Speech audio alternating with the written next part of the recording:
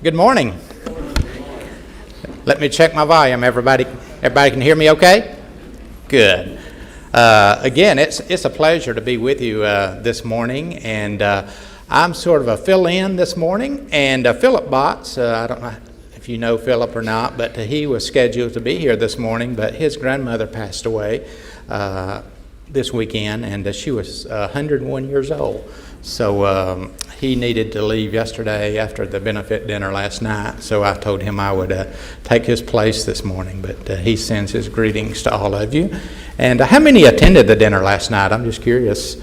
So you may hear a couple of things twice. So, they always say you have to hear something 7 times in order to get it. So I may need to come back next year as well to say the same thing. But again, I thank you so much for the Margaret Street congregation for your financial support throughout the years, as well as hosting us last night. It was a wonderful event, and I just appreciate this congregation so much.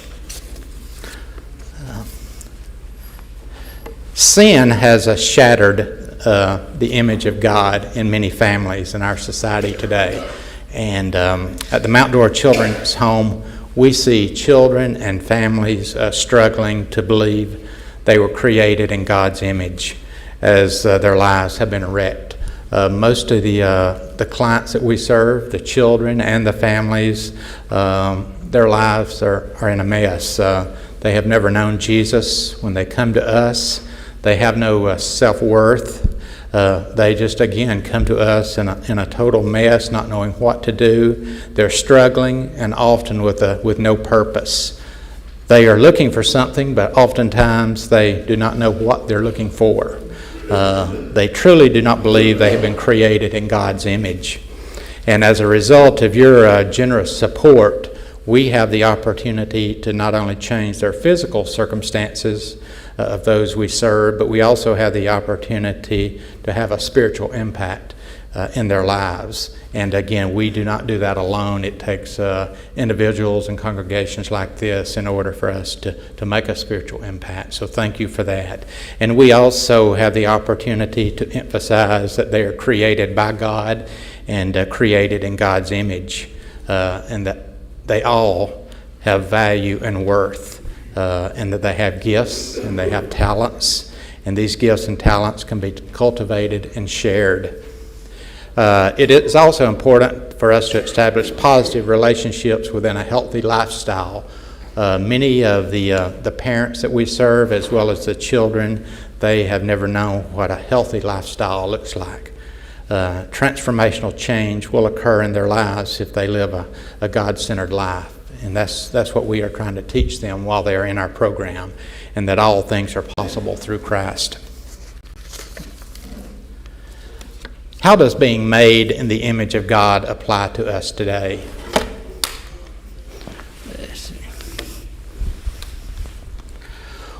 When we take care of someone else, especially someone who's not in a situation to repay our kindness, we are acting like God would act.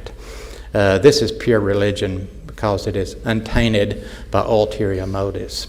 Again, thank you again for assisting us in taking care of the children and families, and truly putting into practice what it means to be made in God's image.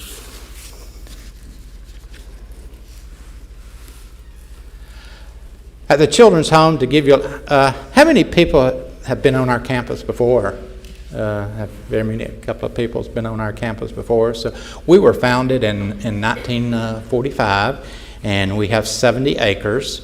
And from the beginning, there was a desire to serve children in a children's home as well as a school. So we have a unique model in that we offer an academy as well as a children's home on the same campus.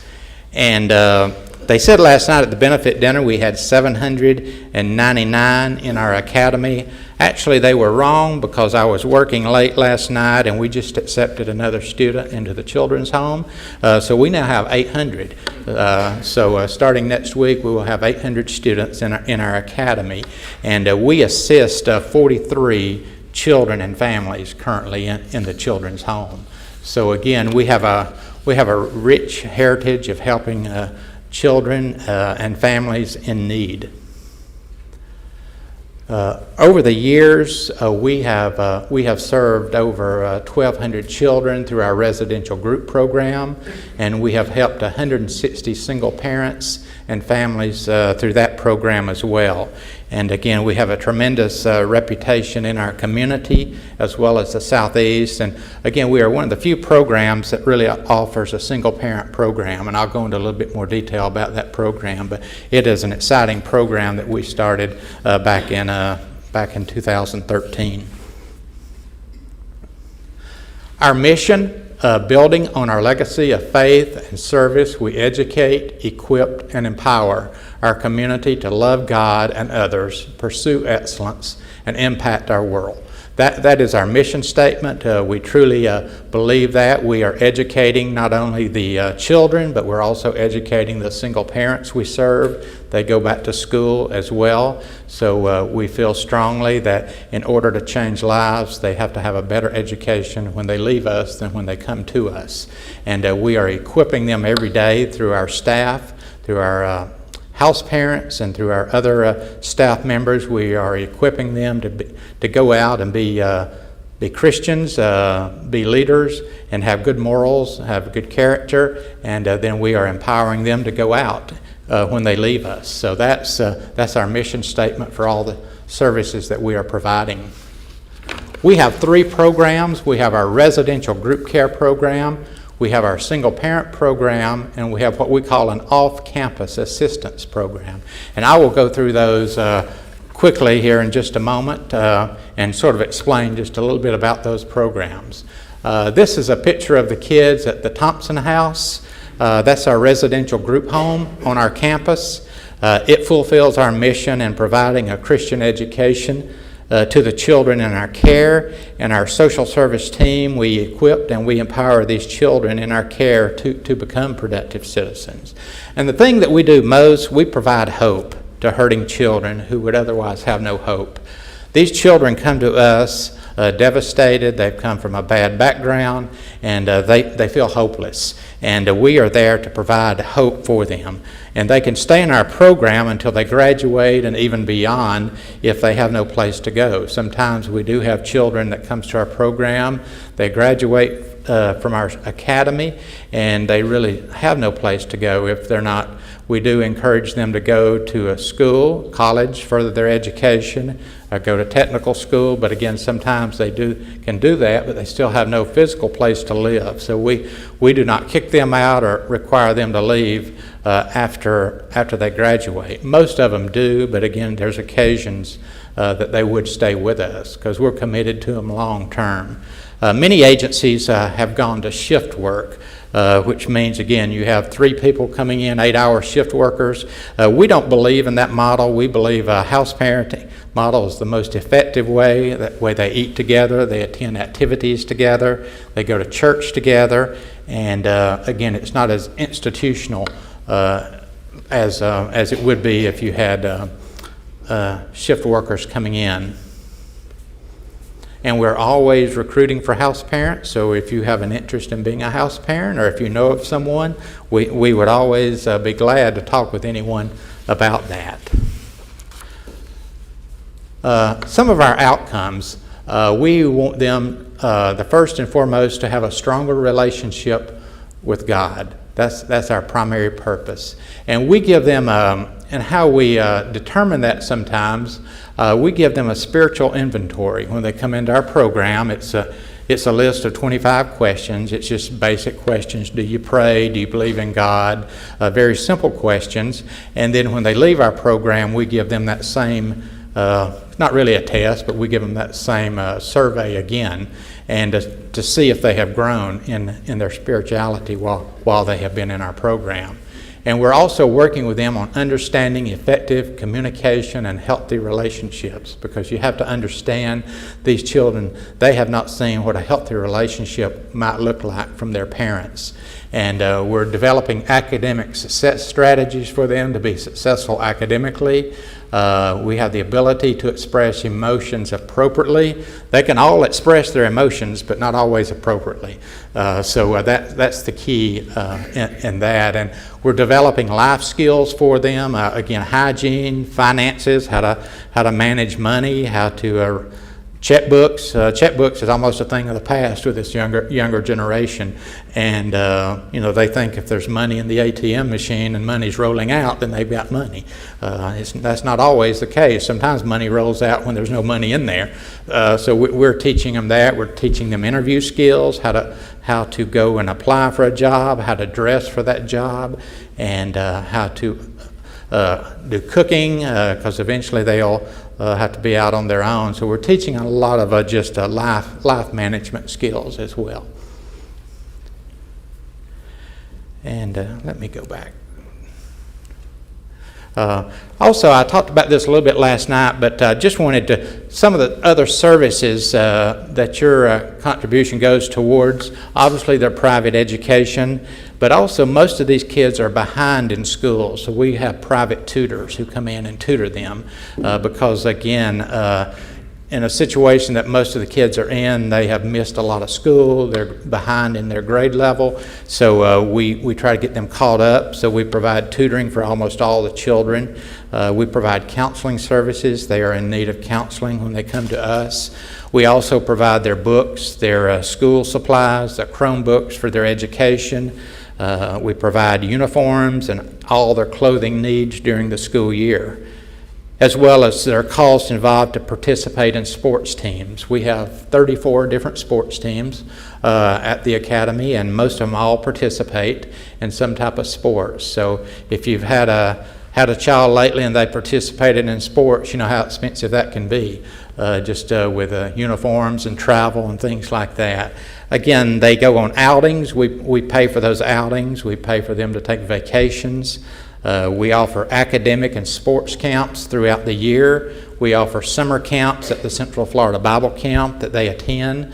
We also meet their medical needs when we need to do that, as far as a weekly allowance and their food and transportation, just like raising your own children. So again, that's some of the services that we are providing the children in the children's home.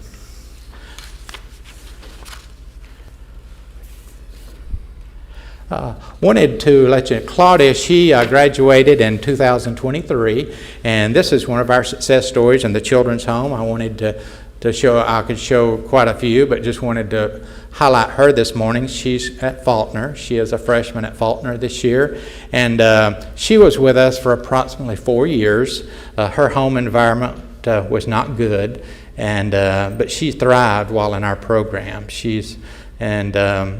Some of the honors that she received while at the Mount Dora Christian Academy and Children's Home, she graduated with a 3.6. She was a senior superlative and was voted the best in her class in spiritual leadership. And she was in the Beta Club. She was a top student in journalism, and also received recognition in statistics honors classes. So again, and she would be, if she was here this morning, she would tell you, if it wasn't for the children's home, she would have never graduated from high school. That was the type of environment that she came from. Her parents did not believe very much in education, was not important to them, and she's thriving at Faulkner and doing well, and she definitely would never have gone to college. So we were able to work with Faulkner to get her, and we're continuing to assist her. So that's some of the things that we do. After they leave our program, we continue to work with them and support them financially and help them to be successful in life. Jaron's another graduate of the program. He recently graduated from North Carolina A&T University with a BS in computer science. And he's currently working on a master's degree in computer science, and he's even been in Duke University has contacted him in regards to maybe going to Duke and getting a PhD. So he's another one that would tell you he would have never finished high school if it had not been for the Mount Dora Children's Home. Now I want to transition into our single parent program, and You'll notice the picture in the middle, we do take men as well in that program. We take single moms as well as single dads. And in our program, we target single parents who are struggling to make ends meet and who needs assistance to be successful in life. And a typical single parent would be homeless or evicted. They come from a generation that has been on the welfare system. They do not typically have a job. They cannot afford daycare for their children. They have limited education or job skills. They lack parenting skills. They have no support system. They're in debt. They have a very low credit score and no relationship with God whatsoever. So again, that's what we are striving to do, is for them to have a relationship with our Savior and to get them in a position of where they can be successful when they leave our program. And this statistic was about a year ago, but can you imagine 34% of children in the U.S. A year ago lived in single-parent homes. 34%, and that percent is even more than that today. And we get calls daily from single parents needing our services. Due to the economy and no affordable housing, the cost of daycare, single parents are struggling to survive. Just to go into our single parent program a little bit, our single parents live on our campus in apartments that we own or houses that we own. It is a 2-year program. They must be willing to go to school or work full-time or a combination of both. And usually they do a combination of both because we want them to leave better than they came to us. So most of the time they need to further their education as well as work during that time. It is not a welfare program, and we tell them up front it's a very hard program. But if they work the program, they will be successful. And what's exciting about this program, we are changing 2 generations at one time. We have the ability to work with the parents, but we also have the ability to work with the children. And that has been very, very fruitful for us. Financially, we provide everything for the single parents while they're in our program. We do charge them a $50 program fee, but everything else is taken care of, and they are required to save a percentage of their income, and we put that into a no-touch account, and they cannot touch that money until they graduate. And we have several single parents who have saved over $20,000, and they've qualified to purchase a home upon leaving our program. So it's a goal-oriented program, and they must be willing to stay on track and meet their goals. They all have made poor decisions in life as far as with relationships, money management, and parenting skills. So that's the areas that we are working with them on. And they must be another requirement, they must be willing to attend church, either the Mount Dora Church of Christ or the Orange Avenue Church of Christ in our community. And our social workers, they meet with them weekly. They're doing devotionals with them. They're talking about Scripture with them. So that's part of the requirement is church attendance as well. And if they're not willing to do that, then we do not accept them into our program because we feel like that is a strong component of everything that we do. And their children can continue at the Mount Dora Christian Academy even after they leave our program. We are committed to them long term, so if they graduate from the program in 2 years and they still have a 3rd grader or a 4th grader, we will allow, if they stay in the area, we will allow those children to continue to go to school there, and we will pay the tuition for them because we feel like the education for their children is critical. Again, similar outcomes. Developing a stronger relationship with God. Again, that's first and foremost in our single parent program as well. Understanding and managing their personal finances, Christian parenting skills, and understanding effective communication and healthy relationships, and development of life skills as well. So those are things that's very important to our single parents in order for them to be successful when they do leave our program. Wanted to give you a couple of story is Sakia. Just tell you a little bit about her. She came to us broken. She was actually from Miami, and she got on a bus one day. She wasn't sure where she was going. She was suicidal and had planned to kill herself. She had no hope, and she did not believe she was created in God's image. She was in a dark place and never dreamed of having any type of success in life.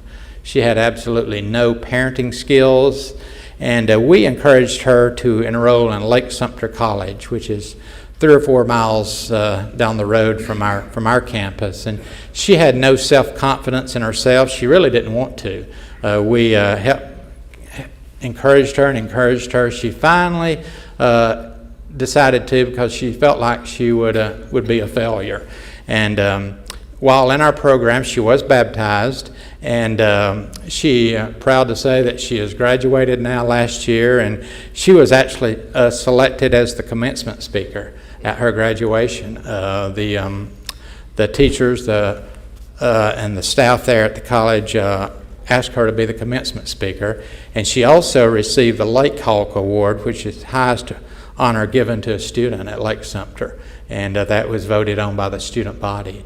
So again, when you look at situations like this, she was ready to commit suicide, but yet in 2 years she was giving a commencement speech at where she attended college. So again, that's things that we're giving God the credit for that, but it takes money to do that. And again, I know this congregation has supported us, and I see all the coin banks back there, and those coin banks add up. So thank you again so much. And she is doing great. And the picture to my left is her son. He had graduated from the 5th grade, and so that was his graduation. And he actually is still, Sakia is now out of our program. She has housing and doing well in the community, but her son still attends school at the academy, and we will see him through till graduation. So again, it's a blessing, and she's been a true blessing to us, and she continues to come by, and we still have a good relationship with her. Melissa. A little bit about Melissa. She recently graduated from Lake Technical College. She received her certificate in heating and AC and refrigeration, and she was one of the top students in her class. She came to us homeless with 6 children, and she never dreamed that she would be able to further her education. And sometimes we think maybe single parents making bad decisions and not having healthy relationships, and that does happen. But in Melissa's case, she thought everything was going. Her husband was in the military. He actually even received a Purple Heart, and he had when he came back home, he had post-traumatic stress syndrome, and he just walked out on her one day with 6 kids. And so fortunately someone knew about our program, and they told us about that situation. So she contacted us, and we were able to bring her in with her 6 children. So all her children, they're doing well. They're getting educated at the academy, and she's got her education, and she's going to be successful as well. And she is still in our program. She's been in the program for about a year now, and so she'll be in for another year. And again, we're expecting good things from her as well, and working towards housing, because it's difficult to find housing in Lake County, and particularly when you have 6 children, it's very difficult, just the cost. So we're working with her on that as well. Many of you know Rebecca. Rebecca was our speaker last night, and Rebecca came to us from an abusive background. And again, no parenting skills, and as she said last night, just as a young child, she had been in over 50 foster homes as a child, and she actually she was just overwhelmed and had no opportunity to be successful until coming to the Mount Dora Children's Home. And she recently graduated from Liberty University.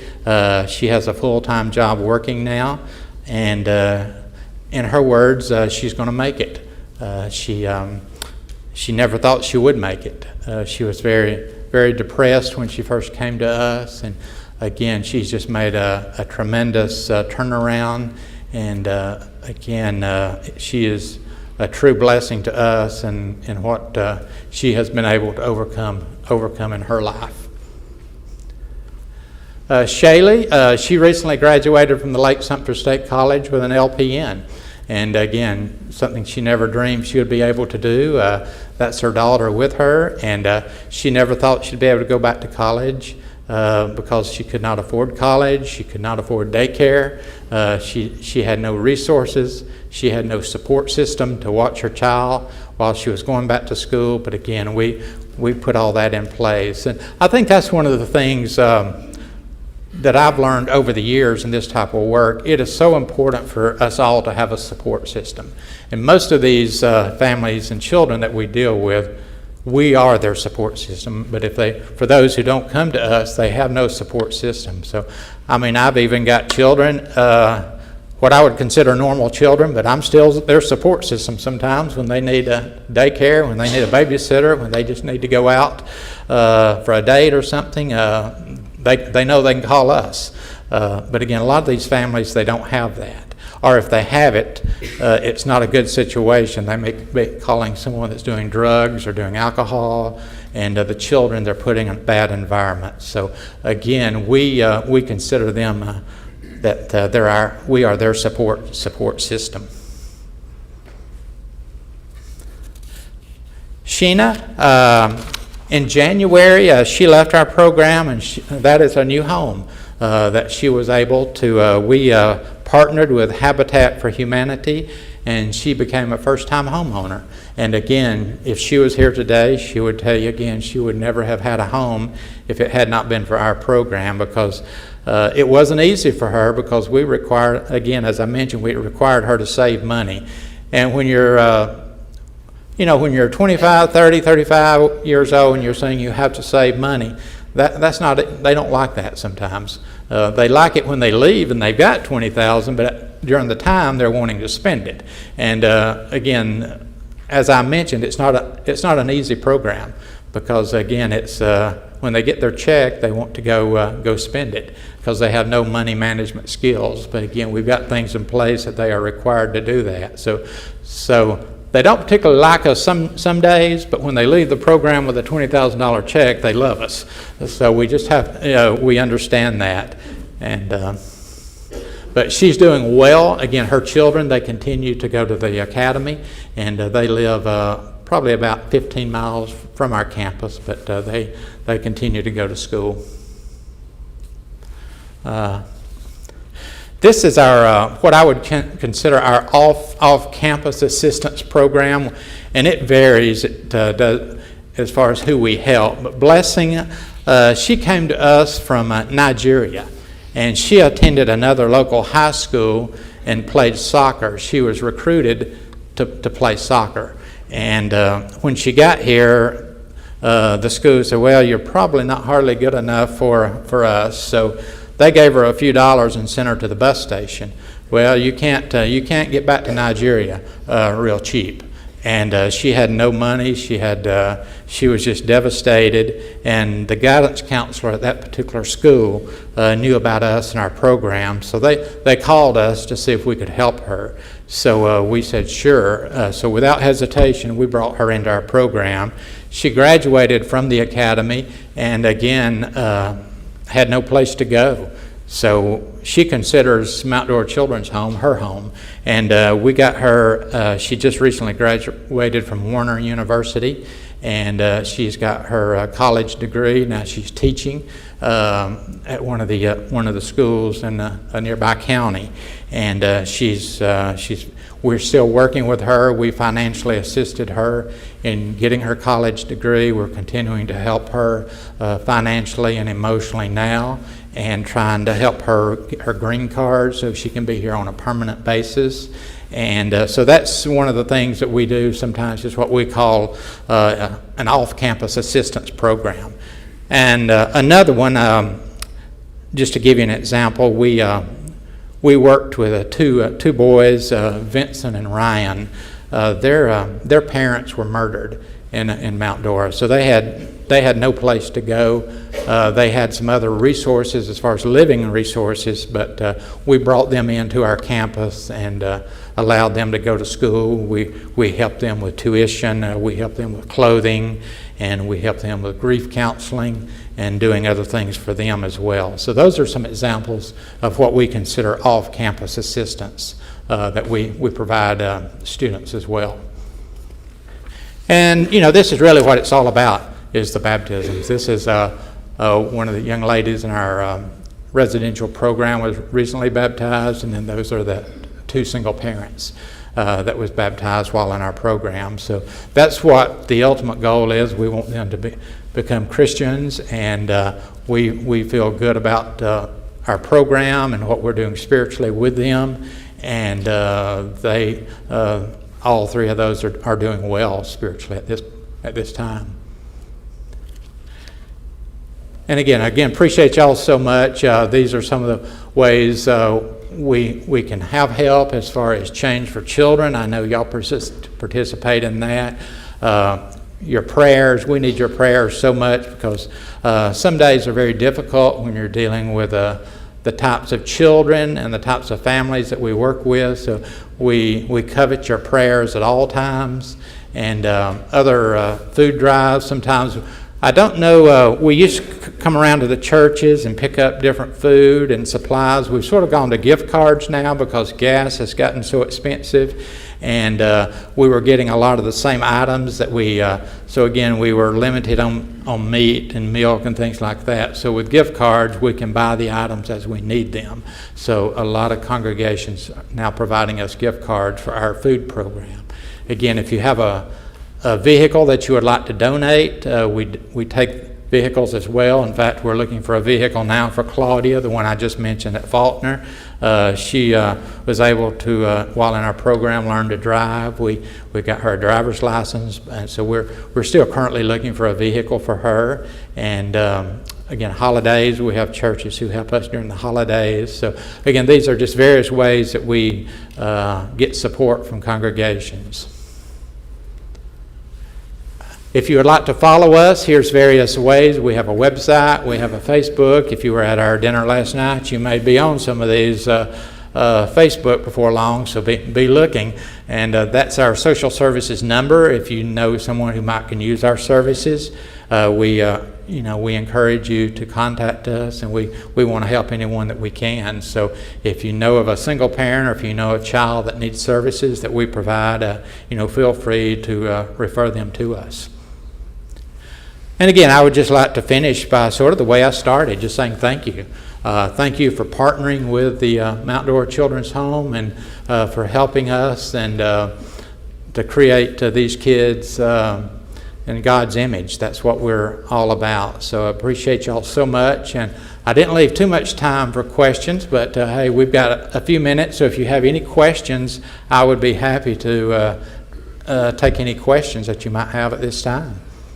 Yes, sir. Do you receive federal assistance? We do not. In the children's home, we church support and individual support. We take no federal dollars, and we take no state dollars. What's the retention rate? How many remain faithful? We don't really have a good record of that, just based on a lot of times they do move away, and sometimes we do lose track of them. So I could guess, but I really don't want to guess. Once they graduate to get a job, they're successful, do they send money to Mount Dora? We have some, that occasionally will send money, or will come back and volunteer. Not always, they don't always necessarily send money, but they might want to help another single parent. Sometimes in our single parent program, they may want to come back, and they might be a guest speaker at one of our trainings to encourage the other single parents. Say, hey, I've been there, I know where you're at, I know it's a hard program, but just keep working at it. So a lot of times what we call volunteer services, they do come back and encourage the others. One final question, are they required, is it mandatory that they go to church services? Yes, it is.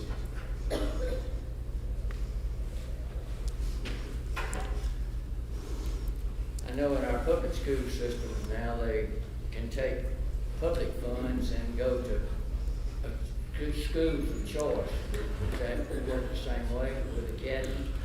Now, are you referring to, it's called Step Up? Is that? Something like that, where you can choose whether you want to go to a public school or you can go to a private school, and they Right. take the funds and give you the funds. Right. What I think in the academy there's some money I believe it's called Step Up money. That money is given directly to the parents, and then the parents can choose where they want their child to attend school. So we do have some parents, that they get money from what's called Step Up, and then that money they may apply, or they may, but it's paid directly to the parents, and the parents can choose which school that they want their children to attend.